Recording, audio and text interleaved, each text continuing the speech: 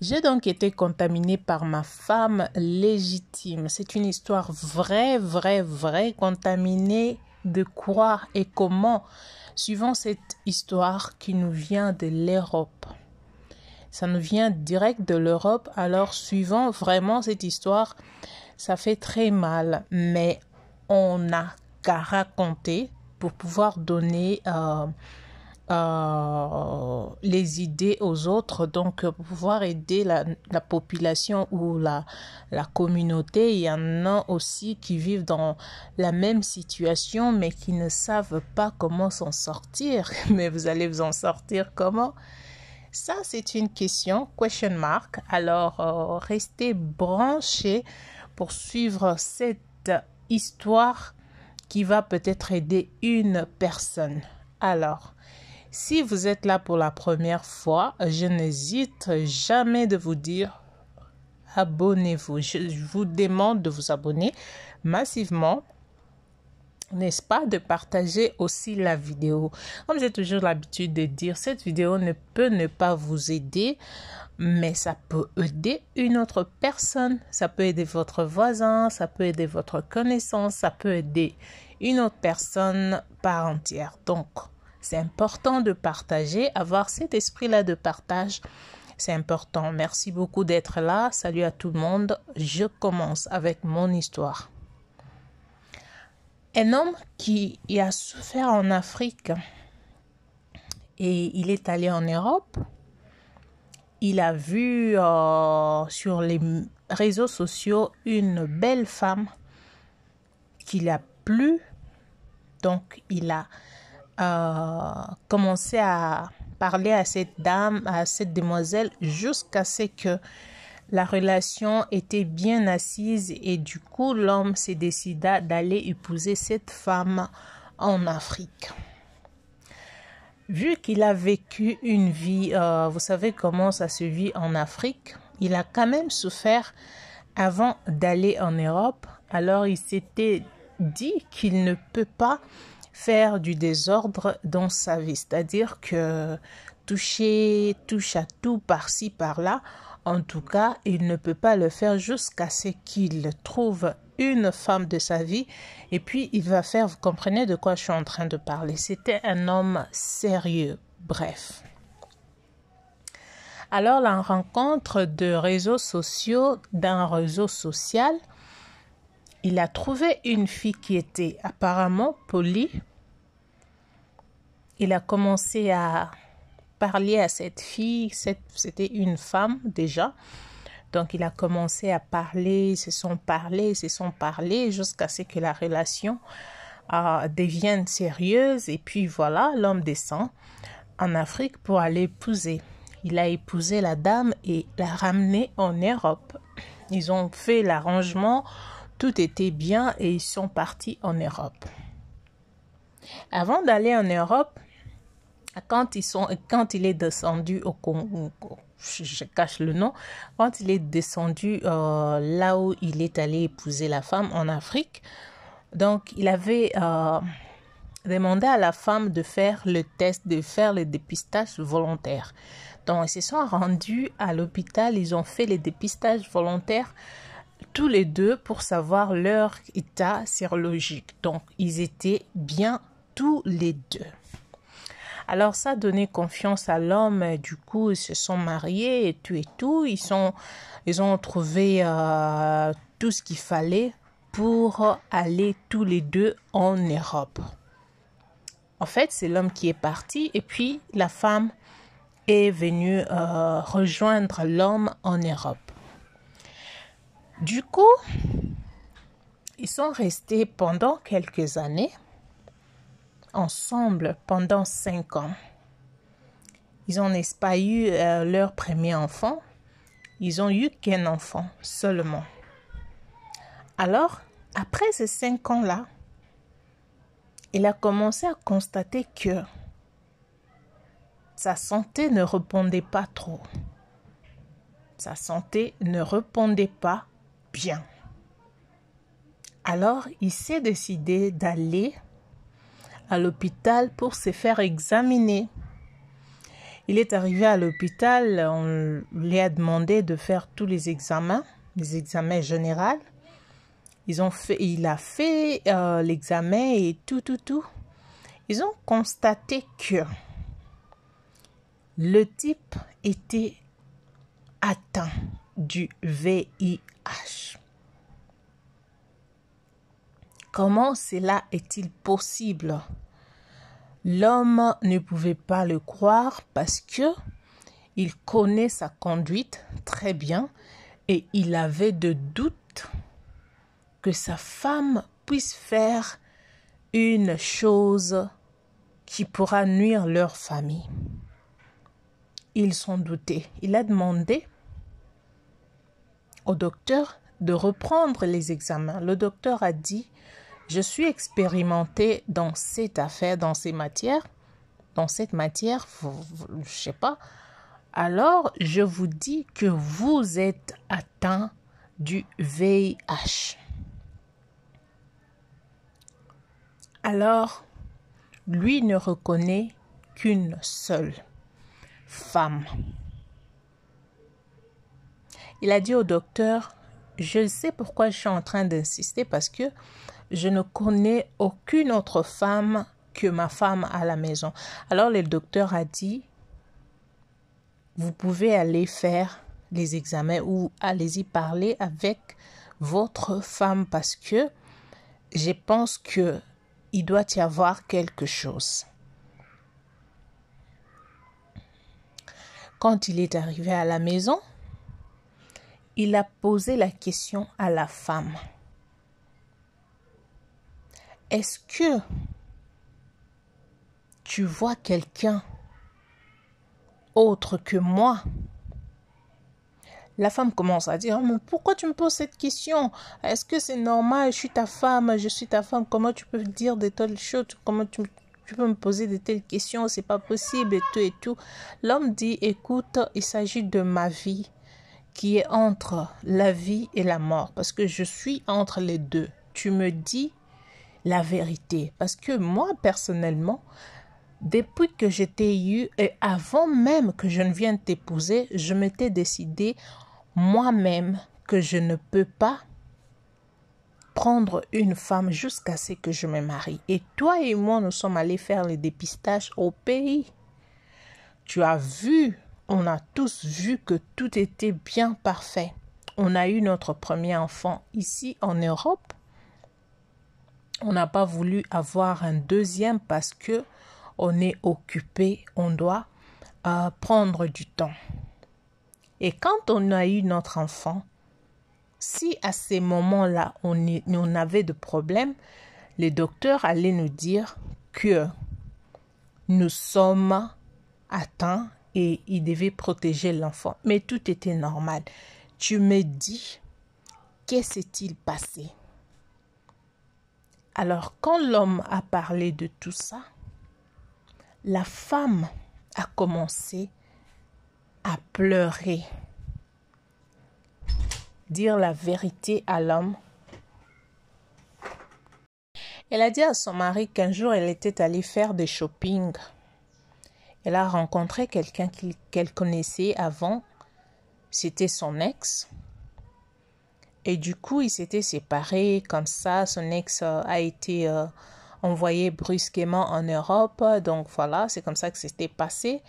Mais entre elle et l'homme, l'amour n'était pas encore fini.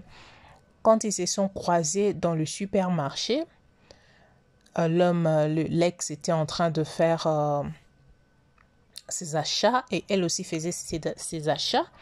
Ils se sont rencontrés et l'ex a commencé à lui dire: écoute, mes parents, c'était pas moi, c'était mes parents. Elle a commencé à me raconter son histoire, comme quoi sa femme l'avait quitté et l'a laissé avec des enfants. Il a commencé à parler de beaucoup de choses. Il m'a proposé d'aller me faire voir sa maison et puis me servir quelque chose à manger. Et quand nous sommes allés, moi, je n'avais rien en tête. Ça, c'est elle qui dit ça. Qu'elle n'avait rien en tête. Toi, tu n'as rien en tête.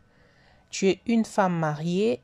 On te propose d'aller voir la maison de ton ex qui te dit bien que la femme n'est pas dans cette maison-là et l'ex avec qui vous êtes séparés, indépendamment de votre propre volonté, ça a été fait brusquement, allegedly, comme il le dit, et tu acceptes d'aller voir la maison de ton ex, ça c'est moi qui pose la question. Tu acceptes au moins d'aller voir la maison de ton ex, ce n'est pas normal. Et quand nous sommes arrivés là-bas, elle a commencé à me toucher, me demander non, je ne voulais pas. Du coup, on est tombé. C'est comme ça que ça a commencé. Quand tu pars au travail et moi, à chaque fois que je vais faire des achats et tout, chaque fois que je rentre de mon travail, c'était comme ça s'est passé. On commençait à se donner de rendez-vous. Je suis désolée, je ne sais pas ce qui s'était passé. Ce qui m'avait pris, c'était peut-être le mauvais esprit, comme les gens ont toujours l'habitude de dire. L'homme a dit vraiment, c'est à moi que tu as fait ça. Si tu aimais autant ton ex, pourquoi tu avais accepté ma proposition? Et aujourd'hui, je me retrouve dans cet état avec cette maladie que j'ai évitée durant ma vie. Je me suis dit que je dois me protéger jusqu'à ce que j'épouse ma femme. Et voilà ce que tu m'as payé. Et cet homme est tellement choqué. Il ne sait pas quelle décision prendre. Selon lui, s'il chassait cette femme de la maison, il aura toujours besoin d'une autre femme. Alors, est-ce que s'il prenait une autre femme, c'est pour ruiner aussi sa vie? Parce que là, il a une maladie qu'il reconnaît en lui, qu'il est atteint d'une maladie, d'un virus. Alors il se pose la question, s'il chassait celle-ci ou qu'il quittait, parce que en Europe, c'est difficile de chasser une femme à la maison. S'il quittait cette maison, un jour, il aura toujours besoin de vivre avec une autre femme à ses côtés. Et cela sera-t-il possible de ruiner une vie tout en sachant que je suis atteint d'une maladie? Il pose des questions. Il ne sait pas encore prendre une décision. Mais il est choqué du comportement de sa femme. Les gars, ça paraît un peu simple. Il y a des gens qui prennent le temps. Oui, c'est ça. Parce que la vie, des fois, quand tu n'as pas encore fait face à une situation, c'est facile de donner conseil, de dire, écoute, fais ça, ne fais pas ça, ne fais pas ça.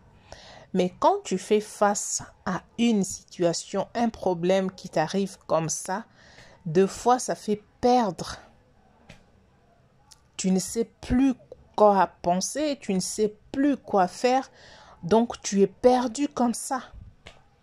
Deux fois. Moi, je ne sais pas quel conseil donner à ces types. Je veux seulement donner conseil aux femmes.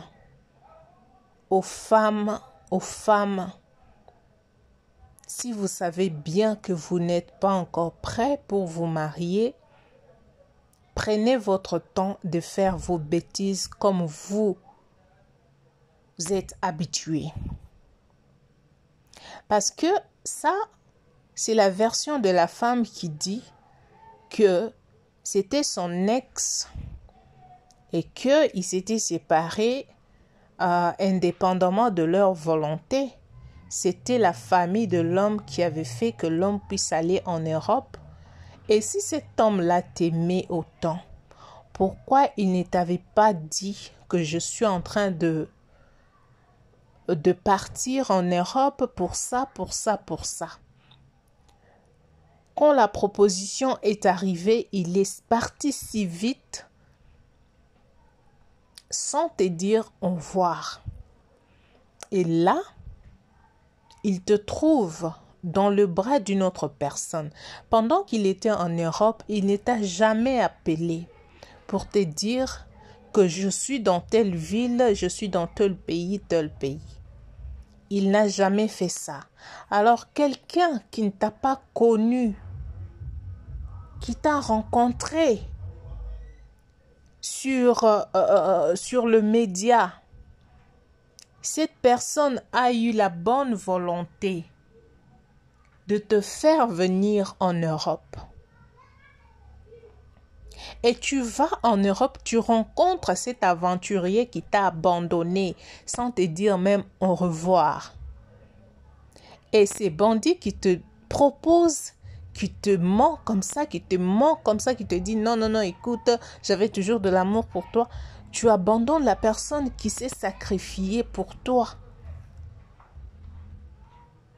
qui quitte le travail directement, la maison, et la maison, le travail, qui vient si vite pour te voir à la maison, qui prend soin de toi, malgré tout. Mais tu décides de détruire la vie de cette personne à cause de cet ex.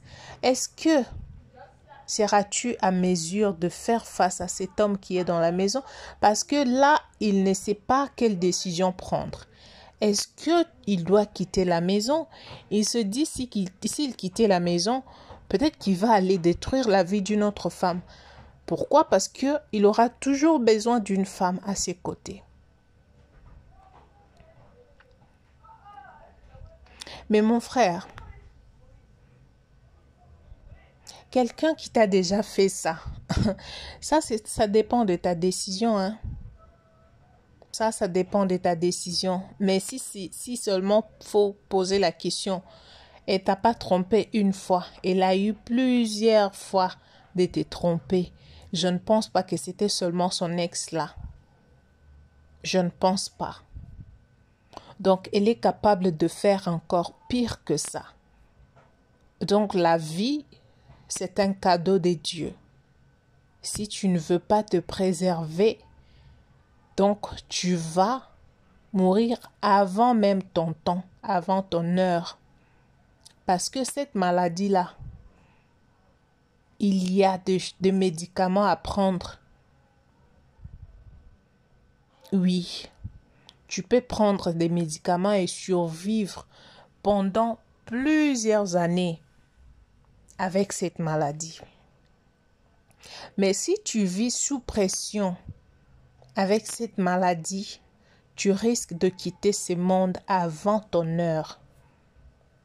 Donc, s'il faut demander conseil là, tu n'as qu'à décider de quitter ou de la chasser de cette maison. Ah oui.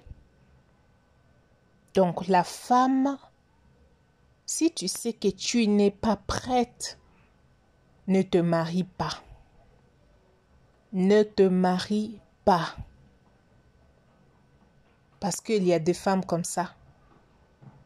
Elle peut avoir tout, mais elle veut toujours, elle n'a jamais été satisfaite. Elle n'est jamais rassasiée. Donc, elle veut manger partout, partout, partout. Alors, les femmes comme ça, c'est un danger pour la société. Donc, je pense que vous avez pris votre part et mettez dans le commentaire ce que cet homme peut faire. Parce que, d'après lui, il ne veut pas se séparer de cette femme. Donc, il veut se séparer, mais il n'a pas le choix. Il ne sait pas quoi faire. Il ne veut simplement pas aller détruire une vie là-bas, dehors. Parce qu'il aura toujours besoin d'une femme. Mais moi, je sais que ça se protège. Tu peux avoir une femme, tu parles, tu lui dis la vérité. Si elle est d'accord, vous pouvez vivre pendant longtemps. Vous vous protégez avec de médicaments. Donc voilà, merci beaucoup d'être là, d'avoir été là nombreux et partager cette vidéo à beaucoup de personnes que chacun se retrouve et faites un bon choix. Parce que si tu fais un mauvais choix dans le mariage, toute ta vie est foutue.